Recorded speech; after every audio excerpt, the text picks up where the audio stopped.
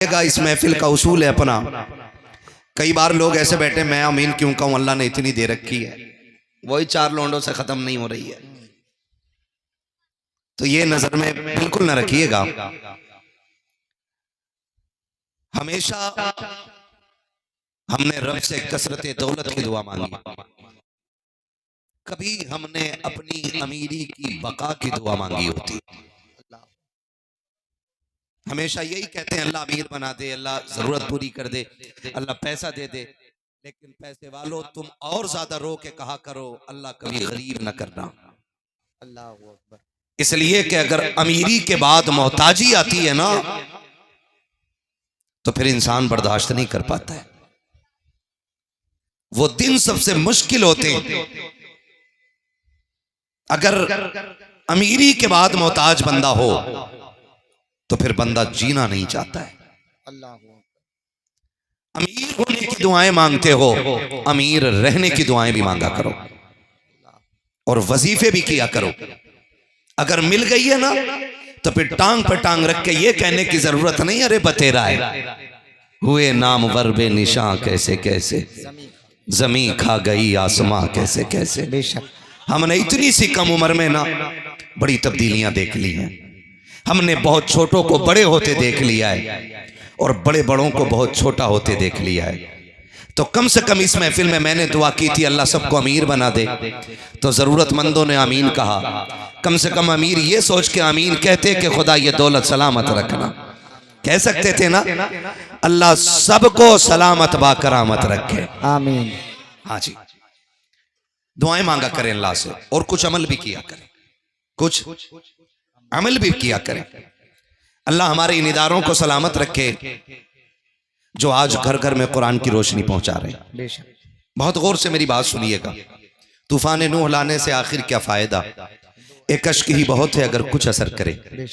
ठीक है ना, कोशिश ये करें कि बात समझ में आए तो अमल करेंगे, खाली मजे लेने के लिए यहां कोई ना बैठे। इस्लाह मुआशरा कॉन्फ्रेंस इसका नाम है और दस्तारबंदी भी इस महफिल में है।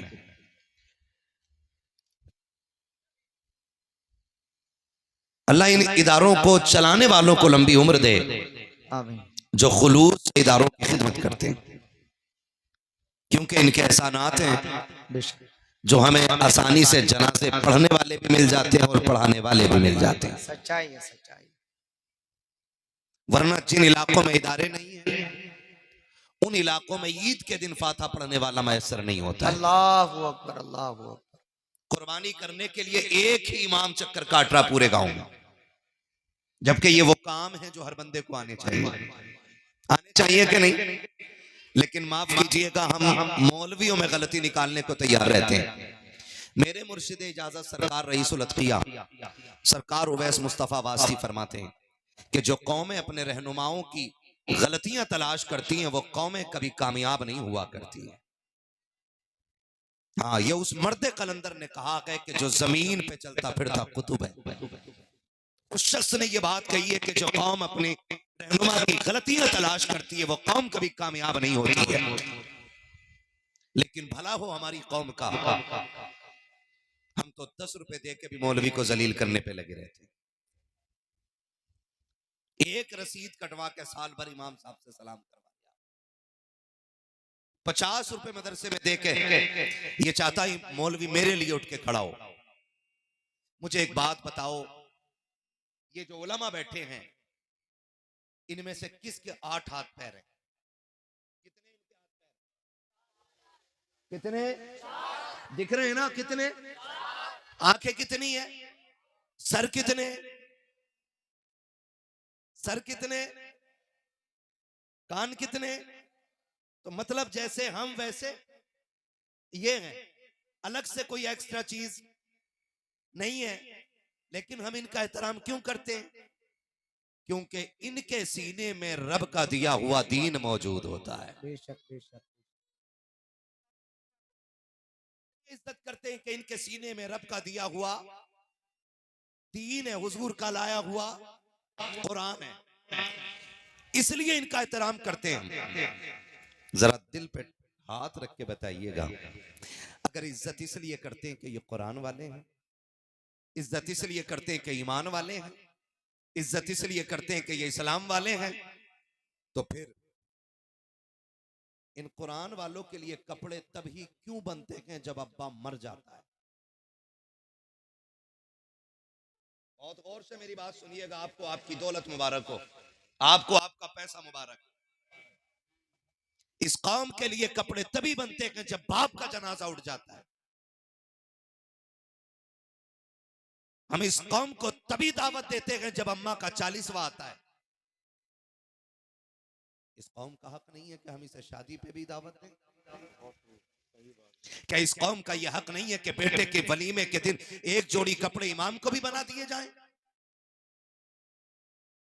शीशा, कंगा, तेल और एक जोड़ी कपड़ी पन्नी में रख के लेके आ रहा है और कह रहा है इमाम साहब ये लीजिए, आज अब्बा की बरसी थी, मैंने सोचा किस गरीब को कपड़े बना के दूं, मेरी नजर में तुमसे अच्छा कोई नहीं मिला है। हाथ जोड़ के कहता हूं तुम्हें खुदा का वास्ता है, अगर तुम ये कहते हो तुम्हें कुरान से प्यार है, तुम्हें इस्लाम से प्यार है, तुम्हें मुस्तफा से प्यार है, तो मैयत की दावत इन्हें खिलाओ या ना खिलाओ, वलीमे की दावतें खिलाया करो।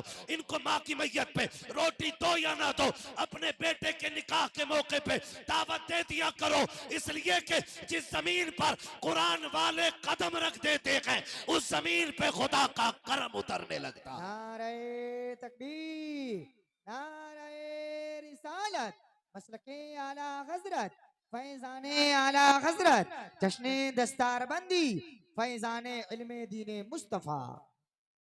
बुरा तो नहीं लग रहा है आपको? बुरा तो नहीं लग रहा है? जिन्हें लग रहा है तो फिर उनके लिए सीधी बात है, मैं आईना को दिखाऊंगा दाग चेहरे के, जिसे खराब लगे सामने से हट जाए। यहां चापलूसी करने नहीं बैठे, यहां दो टोक बात होनी है। हमने ही कुरान वालों की कदर खराब की है, हम ही ने कुरान वालों की बेइज्जती की है। बुरा मत मानिएगा। पहली बात तो शादी में दावत होती नहीं, और अगर हो भी जाए ना हजरत तो बुलाना भूल जाता है। 4 बजे कह रहा है, 4 बजे कह रहा है, हाफिज जी बच्चे ना आए यारो, तो तुमने दावत की थी मगर बुलाने तो नहीं भेजा। अरे हम तो सोच रहे खुद आ जाएंगे। सुनो, ये कुरान वाले इतने खुददार होते हैं, ये फाके मर तो सकते हैं, जिल्लत के दस्तरखान पे कभी टुकड़े तोड़ने नहीं जा सकते।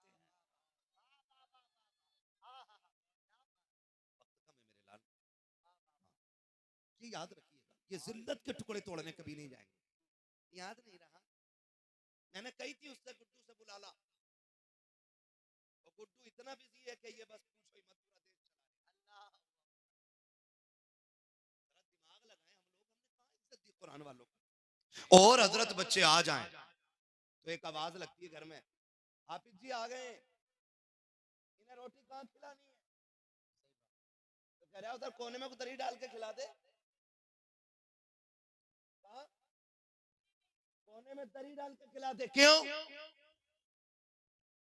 वो जो टेंट लगा है, वो जो कुर्सियां लगी है, वो किसके लिए? नाना उस पे वीआईपी लोग खाएंगे। हाफिज जी लोग कोने में डाल दिए जाएं। मैं आपसे पूछना चाहता हूं, आज लगता है ना कि आपको ये सबसे सस्ते कपड़े पहनने वाले हैं, ये सबसे घटिया कपड़े पहनने वाले हैं। अल्लाह की इज्जत की कसम खा के कहता हूं, लाओ उठा करके लाओ एक एक पैसे वाले को, खड़ा करो मस्जिद के इमाम के सामने, जिसे तुम 5000, 6000, 8000 देते हो, उसके कपड़े लाखों कमाने वाले के सामने मिलाओ। खुदा की कसम खा के कहता हूं, मक्की बैठी होंगी अमीरों के कपड़े पे, मुस्तफा के दर के जो वारिस होते हैं उनके कपड़ों की खुशबू भी अलग होती है, उनके कपड़ों की चमक भी अलग हुआ करती है। नारे तकबीर, नारे रिसालत, मजहबे इस्लाम, पैगंबरे इस्लाम, तालीमात इस्लाम। माशाअल्लाह माशाअल्लाह। पढ़ाएंगे इंशाअल्लाह बच्चों को, इंशाअल्लाह। सामने से बैठ के कह रहे हैं हाफिज जी बन जाएगा तो क्या करेगा? मस्जिद में इमामत करेगा बस। अल्लाहु अकबर, अल्लाहु अकबर। कितने कमा लेगा? कितना कमा लेगा? मौलवी से ज्यादा कौन कमाने वाला है? मगर बनोदा जी जी। खाली तनकीद करना जानते हैं, तनकीद ना किया करो, दुआएं मांगा करो, अल्लाह नस्ल में एक कुरान वाला बना दे। आमीन। मरना है ना? कितने लोगों को मरना है? हाथ उठा के बता दे। जिनके हाथ नहीं उठे हैं ना, अल्लाह उनकी आज की रात मलकुल मौत से मुलाकात करा दे। अल्लाहु अकबर। मुलाकात मांगी है, मौत नहीं मांगी है जी। डर क्यों रहे हो? यकीन है ना, मरना है ना। और ऐसा नहीं है आज हाथ उठेंगे तो आज ही मर जाएंगे। मोमिन मरने से डरता नहीं है। डरता, जोर से डरता, इसलिए कि हम जीने के लिए आए ही नहीं है, हम तो आए ही मरने के लिए हैं। वाह वाह वाह। है ना, हम तो आए ही मरने के लिए के। जब तक हुजूर नहीं आए थे लोग जीने को तरजीह देते थे, जब से हुजूर आए हैं लोगों ने मरने को तरजीह देना शुरू कर दी है। क्यों क्यों? सिर्फ वजह इतनी है कि जब पता ये चल गया है कि कब्र में हुजूर की ज़ियारत होनी है, सुभान अल्लाह सुभान अल्लाह। वाह तो फिर बंदा मरने से डरता, तैयारी करनी चाहिए, मौत का खौफ रखना चाहिए, मरने से नहीं डरना चाहिए जी। है ना। तैयारी करनी है ना, इंशाल्लाह करेंगे ना इंशाल्लाह तैयारी। आओ, कितने लोगों की तैयारी पक्की हो गई है? कितनों की तैयारी पक्की हो गई है? सारे तैयार बैठे ना? अल्लाह करे थोड़ी देर बाद समझ लो मेरा ये जुमला, मैं मजीद तनकीद नहीं करूंगा। खुदा रहा दुआएं मांगा करो अल्लाह से, अल्लाह एक कुरान का कारी बना दे, एक कुरान का कारी बना दे। शादी वाले दिन ना फट जाते हैं लोग, फट। हाँ, और मौलाना बारात में पहुंच जाना तो कोट वाला यूं झटका मार के बाल को देखते, अच्छा ये भी आए क्या? हाँ, झटका मार के बालों को ऐसे देख। हाफिज जी भी बारात में, क्यों? यहाँ चोरी वाली पार्टी आई है? नहीं ना। और ये घुग्गू कब बनता है? ये कितनी जितना बड़ा ऐसे फिर रहा होगा ना, और सारे बटन खोल के जब निकाह का टाइम आवे ना, निकाह के टाइम कोने पकड़ता, अबे आओ कोने तो तू आ जा। और जब निकाह पढ़ाने की बारी आती है, अल्लाह माफ करे, कभी कभी मैं तो निकाह पढ़ाना ही नहीं चाहता हूं, हाँ हर जगह पार कर जाएगा, लेकिन जब युही और युमीद पे आता है तो इतने झटके खा रहा है जैसे इंजन स्टार्ट हो रहा। हाँ, ये कंडीशन है हमारी। काबिलियत देखें हमारे पास कितनी किताबें हैं आसमानी। अरे हमारे पास एक है, वो किताब कौन सी है? जोर से बोले, और जोर से क्या है? कुरान है वो। अगर वो नहीं पढ़ा तो फिर क्या पढ़ा?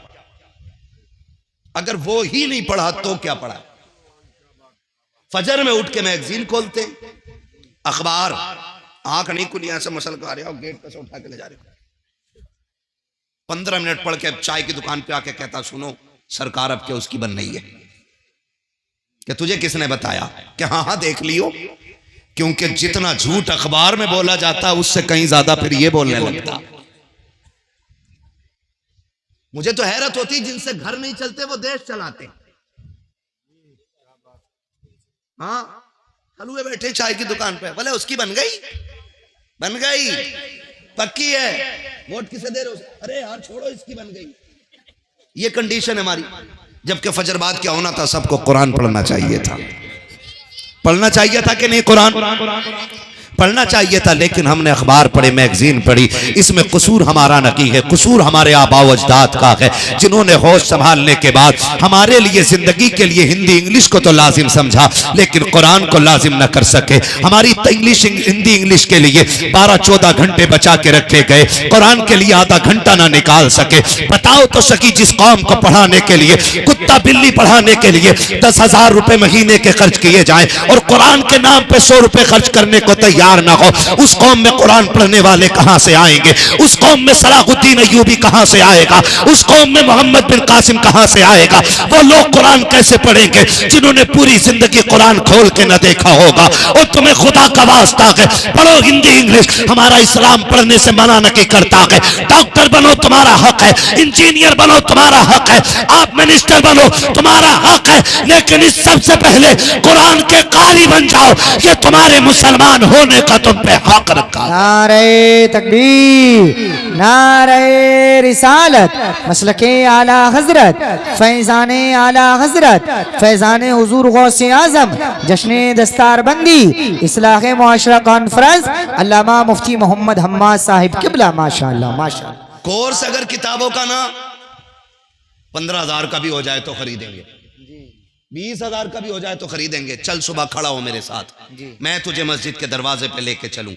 ऐसे ऐसे बच्चे आते हैं कि उनके जो कायदे होते हैं ना, हर पन्ने पे टैप लगा होता है। बोसीदा होते हैं। हाँ सही बात। हर वर्क पे टैप लगा है। हम 10,000 15,000 हिंदी इंग्लिश पढ़ाने वाले और पढ़ने वाले बच्चों पे लगा देते हैं, हमसे 50 रुपए कुरान वालों पे खर्च नहीं होते। अल्लाहु अकबर, अल्लाहु अकबर। हम कहाँ खड़े हैं यार, कहाँ खड़े हैं? माफ कीजिएगा, कहीं तीजे में चले जाओ ना तो हुक्म यह है कि इतनी जोर से पढ़े कि अपनी कानों में आवाज आए। आहिस्ता पढ़ना चाहिए, लेकिन पता ही नहीं चल रहा क्या पढ़ रहा, और ऐसे पन्ने लौट रहा, धड़ा धड़ा धड़ा धड़ा पन्ने लौट रहा। वजह क्या? सवाब नहीं। इसे पता है कि चने पढ़ने वालों को 1 मुट्ठी चने मिलते हैं और पारे पढ़ने वाले को 2 मुट्ठी चने मिलते हैं। ये कंडीशन है हमारी। क्या है ये कंडीशन है हमारी? चनों के लालच में पन्ने लौट रहे हैं हम बैठ के। मरने वाला कहता कि तुम 3 तीजे भी कर लोगे ना तो मुझ पे लठ बराबर फिरना है, क्योंकि जितने आए 99% गलत पढ़ रहे हैं। और ये जिम्मेदार लोग बैठे, मैं पूरी जिम्मेदारी के साथ कह रहा हूं, गलत कुरान पढ़ने वाले पे कुरान खुद लानत भेजा करता है। बैठे तो सवाब की नियत से थे और अजाब लेके उठ रहे। नौजवानों आदत डालो कुरान पढ़ने की।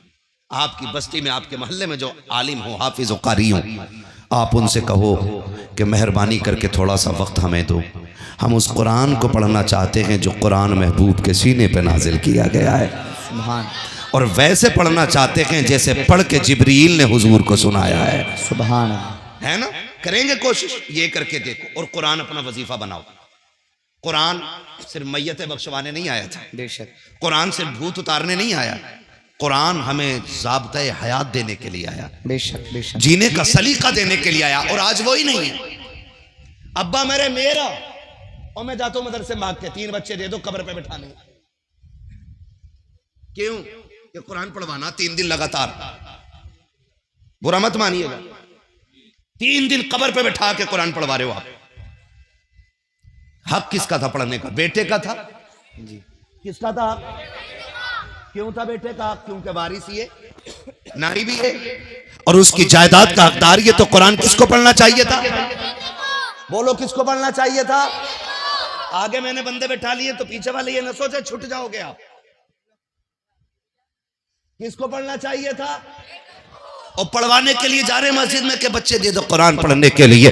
एक जगह जाना हुआ, मिले बच्चों से मुलाकात हुई, बच्चों की आंखें सूजी हुई थी। मैंने कहा मेरे लाल बता तो सही आंखों में क्या हो गया? कहा एक जगह कुरान पढ़ने के लिए कब्र पे गए थे, एक बेटे ने अपने बाप की कब्र पे 3 दिन बैठा के कुरान पढ़वाया और सोने नहीं दिया था। मुझे बता तो सही किसी पे सितम करके तुझे क्या लगता है तेरे बाप की कब्र में ठंडक पैदा हो जाएगी? तुझे क्या लगता है अगर कुरान वालों पे ये सितम किया जाए कि उन्हें सोने न दिया जाए तो तेरे बाप को राहत मिलेगी? सुनो, तुम्हें खुदा का वास्ता दे के कहता हूं, बेटे जो होते हैं वो जायदाद के वारिस भी होते हैं, बाप के प्यार के भी वारिस होते हैं। लाजिम उन पे था कि वो कुरान बाप को पढ़ के सुनाते। लेकिन भला को मेरी कौम का इधर दफन हुआ है, सबसे पहले लौट के आने वाला बेटा होता है। कहता बिरयानी जाके देखूं दम हुई है कि नहीं, प्लेटें आई हैं कि नहीं। सुनो इस्लाम क्या कहता है? हमारा इस्लाम तो ये कहता है जब तुम किसी अपने अजीज को दफन करो तो इतनी देर तक उसकी कब्र पर ठहरो जितनी देर तक ऊंट को ज़िबा करके उसकी खाल उतारी जाए, पोटियां बना करके उसे 7 जगह तकसीम किया जाए, इतनी देर तक कब्र पे बैठना चाहिए। आए क्या होगा हमारा? हमने इन बेटों को दीन नहीं दिया, ये तो बिरयानी की तरफ दौड़ गए, ये तो खाने की तरफ दौड़ गए। क्या किया अच्छा होता हमने बेटे को कुरान दिया होता, हुजूर का दीन दिया होता। अगर हम कब्र में होते, दुनिया छोड़ के आती, तो ये बेटे कब्र पे खड़े होते और कहते अब्बा दुख ना करना, दुनिया जा सकती है लेकिन तूने मुझे कुरान पढ़ाया है। सुन, आज मैं कुरान सुनाने के लिए तैयार हूं, तो कुरान सुनने के लिए तैयार हो।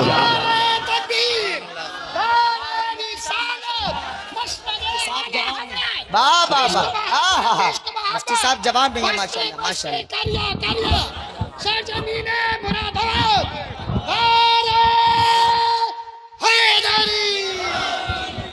तवज्जो है सारे लोगों की? पढ़ाएं अपने बच्चों को, हाफिज बना लें। दुनिया बड़ी बेवफा है। ये दुनिया ये दुनिया बड़ी बेवफा है। बड़ी बेवफा है। कितनी बेवफा है। आप मरोगे ना, आप मरोगे और आप 8 बेटे छोड़ोगे, 10 बेटे छोड़ोगे और वो करोड़ों के मालिक होंगे, तो तुम्हारे जनाजे पे डालने के लिए नई चादर नहीं लाएंगे। वही चादर मस्जिद से उठ के आती है जो हजारों लाखों लोगों के जनाजे पे पड़ चुकी होती है। अल्लाहु अकबर। गलत कह रहा हूं मैं? जाके देखो मस्जिदों में वही चादर आती है। हम जिन बेटों के लिए हलाल हराम सारा जमा कर रहे हैं, अल्लाह वो एक नई चादर अपने बाप को नहीं दे सकते। नहीं दे सकते एक चादर। कम से कम इतने तो अक्लमंद बन जाओ। लोग बात करते हैं जी बड़ा आदमी था, प्लॉट छोड़ के गया, जमीनें छोड़ के गया, फैक्ट्री छोड़ के गया। तो मैं कहता हूं कामयाब वो नहीं है जो अपने पीछे करोड़ों की जायदाद छोड़ जाए। कामयाब वो होता है जो अपने पीछे कुरान पढ़ने वाले छोड़ जाया करता है। वो सबसे ज्यादा कामयाब होता है जो अपने पीछे कुरान पढ़ने वाले छोड़ जाता है। वरना आप देखना कब्रों पे, आप देखना तुम्हारे जनाजे में आने वाले लोग को नहीं मार के कहते हैं आलू कितना हुआ था, धान क्या क्विंटल बीघे का निकल रहा है। हमारे जनाजों पे खड़े होने वालों को यह भी एहसास नहीं होगा कि हम खड़े किस जगह पर हैं। कम से कम ऐसी औलाद छोड़ दो कि जब दुनिया मिट्टी डाल के लौट आए ना तो वो कब्र पे बैठ जाए। और मैं एक बात कहता हूं, जरूरी नहीं है कि मौत बुढ़ापे में आए। सच्चाई। जरूरी है ये मौत बुढ़ापे में आए? मौत कभी भी आ सकती है। और अब तो जवान जा रहे हैं, है ना। हार्ट अटैक का उसूल था कि हार्ट अटैक 40 के बाद होगा, लेकिन अब तो 16 साल के बच्चों को हार्ट अटैक हो रहा है ना। मौत कभी भी आ सकती है, मौत कभी भी आ सकती है। तो एक काम किया करो ना, जो हमारे घर के सबसे छोटे बच्चे हो ना, हम अक्सर घरों में जाते तो लोग कहते हैं हजरत मेरे बच्चे की ABCD सुन लो, बेटे जरा पोयम सुना दो। वो हमें पोयम सुनाता है, ABCD सुनाता है, ठीक है, अच्छी बात है, तालीम हासिल कर रहा है। मैं कहता हूं अपने बच्चों को कुरान की छोटी छोटी सूरतें याद कराओ और अपने घर वालों से कह दो मेरा इंतकाल हो जाए ना तो मेरे जनाजे में सारे लोग आएंगे। मेहरबानी करना, मेरा सबसे छोटा बेटा है ना, इसे मेरे जनाजे के साथ जरूर भेजना और कहना कि इस मेरे बच्चे से कह देना कि मेरी कब्र पे खड़े होके हाथ उठा दे। तुम नहीं जानते हो मेरे हिस्से में भी गुनाह है, आपके हिस्से में भी गुनाह है। हम गुनाह कर बैठे हैं और शरीयत के हक में हम मुजरिम हो गए हैं। लेकिन छोटा बच्चा जो जाता है ना और वो नन्हे हाथ उठा के कहता बिस्मिल्लाहिर्रहमानिर्रहीम, अल्लाह की कसम पीर की तो टाली जा सकती है, लेकिन कब्र पे खड़े छोटे बच्चे के उठे हाथ कभी खाली नहीं लौटाए जा सकते। सुभान। अपने बच्चों को कुरान सिखाओ और इनसे कहो हमारे जनाजे में तुम्हें आना है, हमारे दफन में तुम्हें आना है, हमारी मिट्टी पे खड़े होना है तुम्हें। अपने बच्चों को बताया करो कि अगर हम मर जाए ना बेटे तैयार हो जाओ ना स्कूल के लिए। इधर अगर नाश्ते में देरी हो ना तो सुनो तुम्हारा नाश्ता मक्खन पराठे से होगा, मेरा नाश्ता कुरान की 2 आयतों से हो जाएगा। 2 मिनट के लिए मेरी कब्र पे आना, सूरह इखलास सुना के चले जाना, सूरह कौसर सुना के चले जाना, कुछ ना हो तो मेरे आका पे दरूद पढ़ के सुना के चले जाना। तुम मक्खन पराठे खाओगे तो तुम्हारी सेहत अच्छी हो जाएगी, तुम मुझे कुरान पढ़ के सुनाओगे मेरी कब्र अच्छी बना दी जाएगी। ये इतनी बड़ी चीज है कुरान की दौलत। और हमने क्या, अरे बुला लेंगे किसी को भी, आ जाएगा कोई भी नमाज जनाजा पढ़ाने के लिए। हाँ मिल जाते हैं जनाजा पढ़ाने वाले, मुझे बुला लेना, मैं भी कहूंगा हाँ भाई हाजी इरशाद साहब ने और हमारे मौलाना शाह आलम साहब ने इन्होंने जलसे में बुलाया था, बड़े अच्छे लोग थे, चलो इनके यहाँ किसी का इंतकाल है जनाजा पढ़ लें। हम आए, हाथ बांधा, अल्लाहु अकबर, नियत करी, चले गए पढ़ा के। ठीक है ना, मुझे सच्ची बता, तेरे मरने का एहसास मेरे सीने में उतना ही होगा कि जितना तेरे बाप या तेरे बेटे के सीने में होगा? हो सकता है उतना नहीं ना, क्योंकि जमीन उतनी ही गर्म होती है जितनी पे आग जलती है, उतनी जमीन गर्म होती है। क्या कि अच्छा हो कि जनाजे में तू लेटा हो, मुसल्ले पे तेरा बेटा खड़ा हो। कितनी खुशनसीबी होगी कि जनाजे पे बेटा लेटा हो, मुसल्ले पे बाप खड़ा हो। फिर सिर्फ नमाज जनाजा नहीं होनी है, फिर आंखें भी बरसेंगी, आंसू भी गिरेंगे।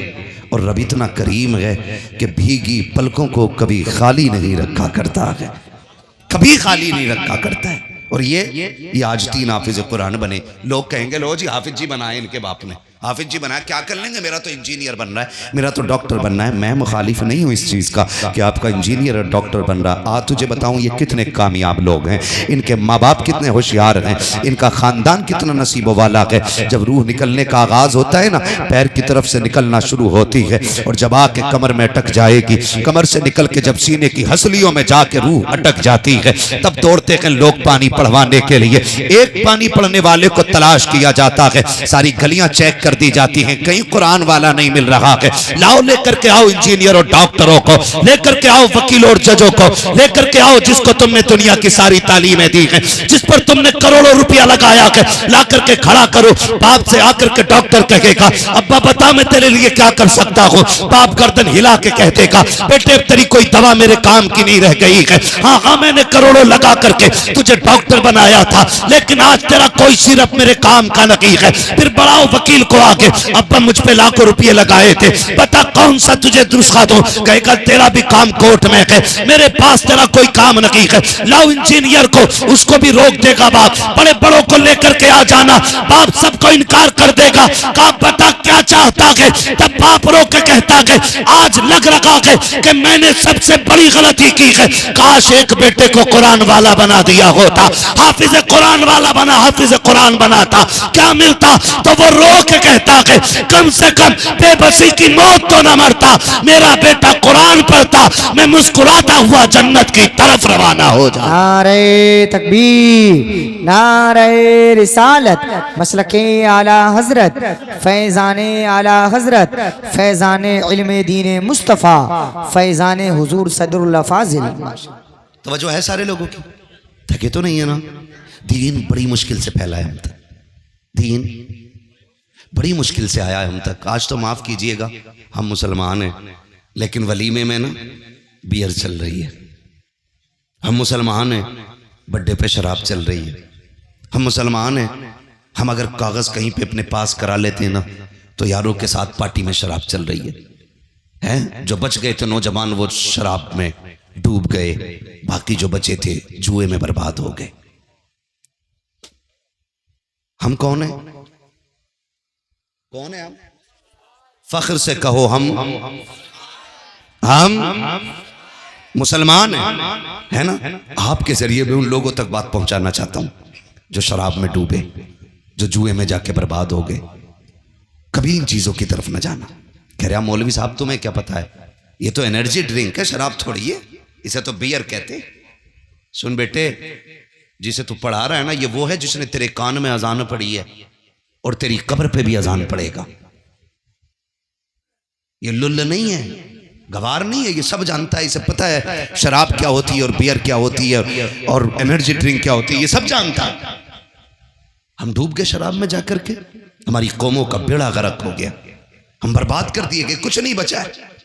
अब जो बचे थे ना उन्हें मोबाइलों की लत लग गई है, मोबाइलों की लत। माफ कीजिएगा, अब तो रील बनाने के चक्कर में ना दीन से भी लोग खेल देते, दीन के साथ खिलवाड़ कर देते। कब तक? सिर्फ रील रह जाएगी और कुछ नहीं रहना है। और जो रील कब्र में धोई जाएगी ना, वहां कोई बचाने वाला नसीब नहीं होना है। ये याद रखना मेरी बात। तवज्जो है सारे लोगों की। हम किधर जा रहे हैं? रील बनाने के लिए। रील बनाने मर्द तो मर्द बेटियां उतर आई रील बनाने, बेटियां उतर आई रील बनाने के लिए। और अब्बा बड़े फख्र से कह रहा है ना मेरी बेटी के 2.5 लाख फॉलोवर 1 मिलियन हो गए। मिलियन नहीं, ट्रिलियन भी हो जाए ना तो तेरी औकात एक मिट्टी के ढेले बराबर नहीं है, कोई औकात नहीं है। हाँ, बुरा ना मानिएगा। अभी एक मीडिया की रील बनाने वाली बच्ची का इंतकाल हुआ, जानते हो, उसके कई लाख फॉलोवर थे, लेकिन उसकी लाश ना हॉस्पिटल के बाहर 3 दिन रखी रही थी।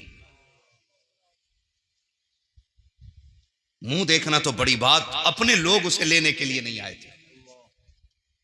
लाना तो ऐसी इज्जत पे जो हमारी दुनिया और आखिरत दोनों तबाह कर दे। और देख, अगर पता चल जाए कोई कुरान वाली का इंतकाल हो गया है, ऐसी बच्ची का इंतकाल हो गया जिसकी तहज्जुद कज़ा नहीं हुई। खुदा की कसम, हाजी भी बढ़ बढ़ के कंधा दे रहा है, नमाजी भी बढ़ बढ़ के कंधा दे रहा है, 5 वक्त का कुरान की तिलावत करने वाला नमाजों में वो भी बढ़ के कंधा दे रहा है। बता तो सकी क्या मिल गया है? का तुम नहीं जानते हो ये कनीज़े फातिमा ज़हरा जा रही है, इसके जनाजे को कंधा देने से हो सकता है काबे वाला भी राजी हो जाए, मदीने वाला भी राजी। नारे तकबीर, नारे रिसालत, मसलके आला हजरत, फैजाने आला हजरत, जश्ने दस्तार बंदी। माशाअल्लाह माशाअल्लाह। चलूं आगे और नहीं थके ना। दीन बड़ी मुश्किल से फैला है। आज तो माफ कीजिएगा, बुरा ना मानिएगा, बातें बहुत कड़वी हैं लेकिन सच्ची हैं। अगर मदरसे वाले किसी सेठ को फोन कर देना, साहब पिछले साल आपकी 2000 की रसीद थी, कह रहा तुम्हें बड़ी जल्दी है भाई, ले लियो, फिर ये कह के फोन काट दिया। फिर थोड़ी दिन के बाद गए दुकान पे, अगर कोई मदरसे वाला चला जाए ना तो दुकानदार मुंह फेर के खड़ा हो जाता है ऐसे ऐसे। धनिये वाले की इज्जत है उसकी नजर में, गरम मसाला लेने वाले की इज्जत है उसकी नजर में। हाँ भाई, 2 पैसे की चीज लेने वाले की इज्जत है, लेकिन कुरान वाले की इज्जत उसकी नजर में नहीं होती है जी। उससे मुंह फेर फेर के बात कर रहा है। वो कह रहा भाई साहब, भाई साहब, भाई साहब, ऐसा लग रहा है ये भीख मांगने आया खड़ा है। सुन, अल्लाह के अजाब से डर। रब देना जानता है ना, तो रब लेना भी जानता है। सच्चाई। अकल तो किसी को भी नहीं दिखानी चाहिए, खास करके कुरान वालों को, खास करके कुरान वालों को। ये इतने लोग बैठे, वो आए कि नहीं भाई जिनका मदरसा है? शान आलम साहब है ना? अच्छा ये बताओ, ये इतने लोग बैठे, इनमें से किसी को अपने बच्चों के लिए भीख मांगते देखा है किसी ने? बोलो, देखा है किसी ने? अपनी बीवी के लिए, अपने शौक के लिए? ये आपके और मेरे दरवाजे सिर्फ इसलिए आते हैं ताकि ये जो कुरान वाले पढ़ रहे हैं ना, इनकी खिदमत हो सके। सुभान अल्लाह। इनके लिए आते हैं। और तुमने इन्हें कुत्ता समझा, तुमने इन्हें जलील समझा, तुमने इन्हें तोकोड़ी का समझा। सुन, जब तो किसी कुरान वाले को जलील करता है तो मशीयत का नकीब आवाज देता है, औकात में आ जा, ये घमंड का सरिया निकाल दे, कुल कायनात का मालिक मैं हूं, मेरे कुरान वालों को जलील ना कर, वरना याद रख एक दिन ऐसा गिराऊंगा कोई बचाने वाला नसीब नहीं होगा। फिर वो दिन भी आता है। हमने बड़े बड़े घमंडियों को कब्रिस्तान में पड़े देखा है, हमने बड़े बड़े घमंडियों को हॉस्पिटल में पड़े देखा है, हमने इस हाल में देखा है कि हॉस्पिटल में पड़े हैं, ऑक्सीजन मुंह पे लगा के, यार रिश्तेदार आ रखे हैं, कोई जूस लेकर के आ रखा है, कोई फल लेकर के आ रखा है, लेकिन डॉक्टर ने कह दिया है कि एक बूंद हलक में नहीं डाला जाएगा, एक लुकमा नहीं खिलाया जाएगा। कहा किस लिए? कि अगर खिला दिया तो दर्द से तड़प जाएगा। तुम्हें क्या लगता है यह एहतियात से रुका है? नहीं, आज अल्लाह ने ताले लगा दिए हैं, और खुदा की कसम के ताले लगा के खुदा बता रहा है, काश तुमने कुरान वालों की इज्जत की थी, कहीं होती तो आज जिल्लत की मौत न मरते। अगर कुरान वालों की कदर करते, यहाँ भी शान से रहते।